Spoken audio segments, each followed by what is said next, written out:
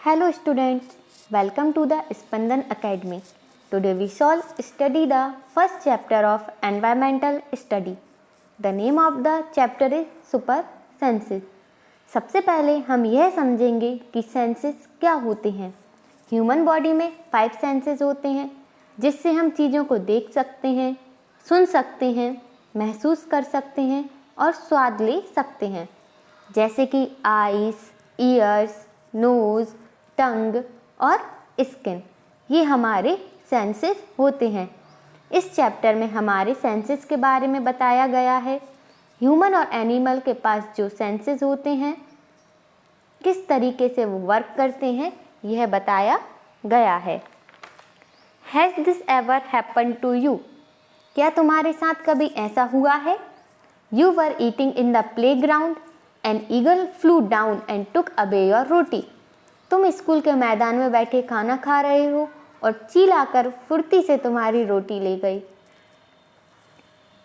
You dropped something sweet on the ground and within minutes many ants collected around it. खाते समय तुमसे कुछ मीठा जमीन पर गिर गया और कुछ ही पल में वहाँ चींटियों का झुंड इकट्ठा हो गया। As you walked softly past a sleeping dog, its ears shot up at once. तुम एक सोए हुए डॉग के पास से गुजरे और झट से उसके कान खड़े हो गए। Why does it happen? क्यों होता है ऐसा? Think and tell. सोचकर बताओ। Animals also have different senses. They can see, hear, taste, smell and feel.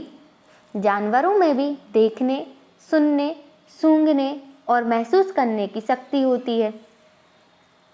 Some animals can see their prey from far away. कई जानवर मीलों दूर से अपने शिकार को देख सकते हैं। Some can hear even the faintest sound. कई हल्की से हल्की आहट को भी सुन लेते हैं। Some animals can find their friends by their smell. कई जानवर अपने साथी को सूंघकर ढूंढ लेते हैं। The animal world is full of examples of amazing senses. है ना जानवरों की भी अजब सी दुनिया। How did the ant recognize a friend? एक चींटी अपने दोस्त को कैसे पहचानती है? An ant was going along on the ground. एक चींटी अपने रास्ते चली जा रही थी। It saw a group of ants coming from the other side. The first ant quickly come back to its hole. अचानक अपने सामने दूसरी टोली की चींटियों को देखकर वह झट से अपने बिल की तरफ वापस दौड़ी आई। The ant guarding the hole recognized it and let in it. Bill के बाहर पहरा दे रही चींटी ने उसे पहचान लिया और बिल में अंदर आने दिया।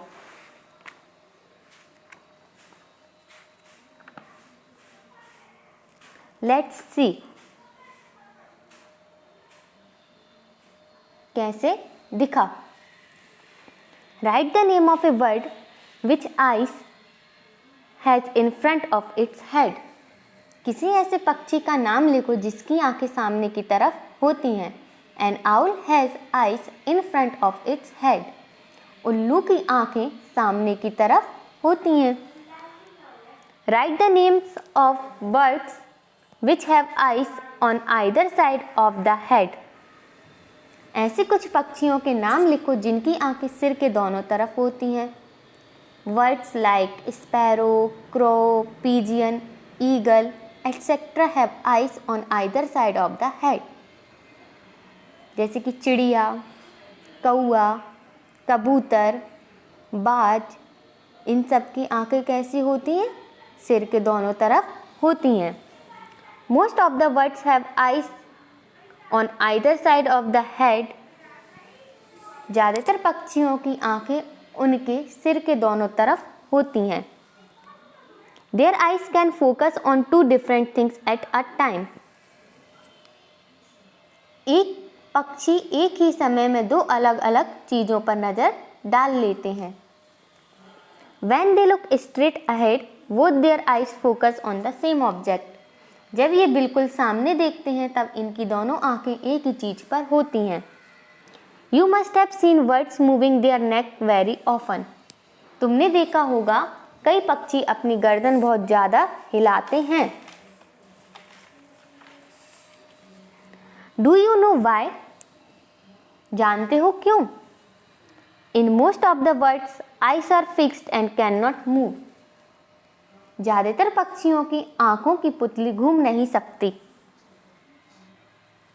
सो birds have to turn their heads to see around. इसलिए वे अपनी गर्दन घुमाकर आसपास देखते हैं।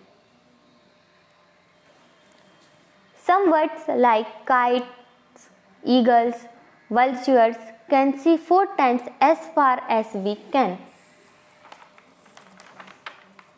चील, बाज और गिद्ध जैसे पक्षी हमसे 4 गुना ज़्यादा दूर से देख पाते हैं। These birds can see things from a distance of 8 meter, what we can see from a distance of 2 meter. जो चीज़ें हमें 2 मीटर की दूरी से दिखाई पड़ती हैं, वही चीज़ ये पक्षी 8 मीटर की दूरी से देख लेते हैं। Now can you guess from what distance can an eagle in the sky can see a roti on the ground?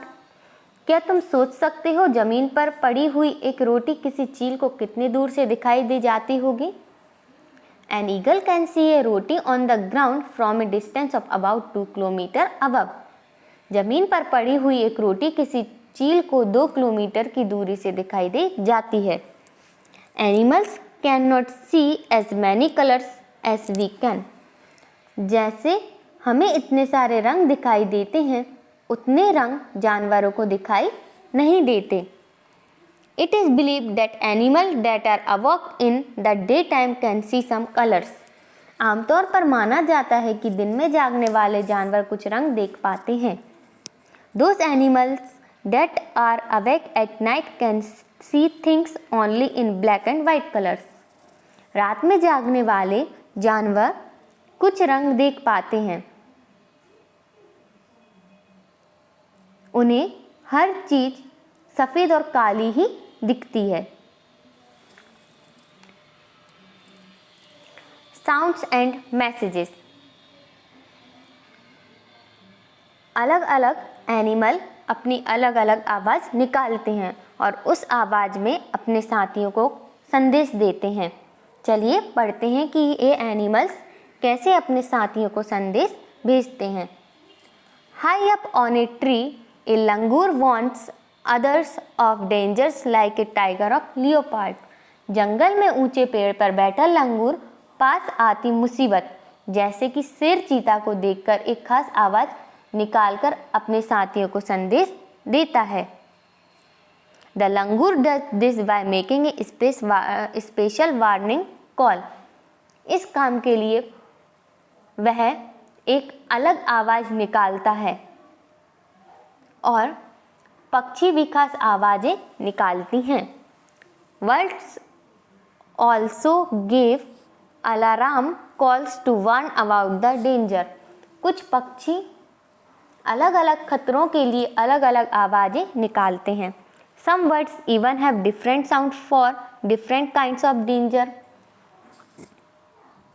For example, there is a different warning call if the enemy is coming from the sky or if the enemy is on the ground. जैसे उड़कर आने वाले दुश्मन के लिए एक तरह की आवाज़ और ज़मीन पर चलकर आने वाले के लिए दूसरी तरह की आवाज़। Fishes give alarm call by electric signals. मछलियाँ खतरे की चेतावनी एक दूसरे को बिजली की तरंगों से देती हैं। Some animals start behaving in a different way when an earthquake or storm is about to come. कुछ जानवर तूफान या भूकंप आने से कुछ समय पहले अजीब हरकतें करने लगते हैं। People who live in the forest and can observe such behavior of animal come to know of the danger. जो लोग जंगल में रहते हैं और जानवरों के इस व्यवहार को समझते हैं, वे जान लेते हैं कि भूकंप आने वाला है या कुछ अनहोनी होने वाली है।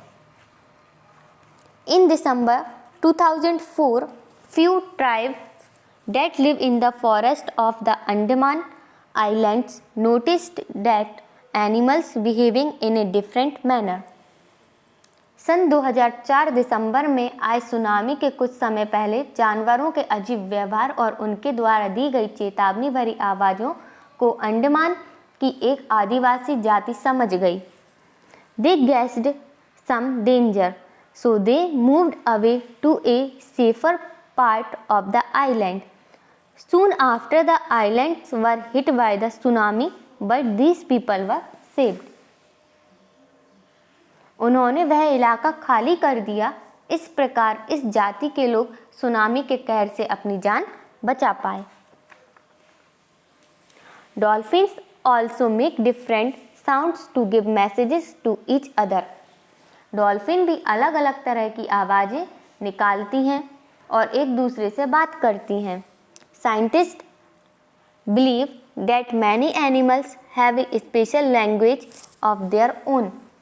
वैज्ञानिकों का यह मानना है कि कई जानवर अपनी अपनी पूरी भाषा होती है.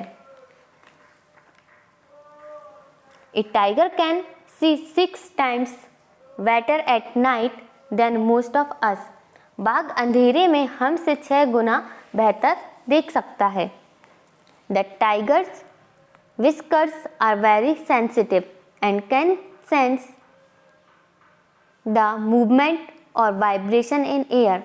They help the tiger to move in the dark and find its prey. बाघ की मूंछें हवा में हुए कंपन को भांप लेती हैं और उसे शिकार की बिल्कुल सही स्थिति का पता चल जाता है. इससे इन्हें अंधेरे में रास्ता ढूंढने में भी मदद मिलती है.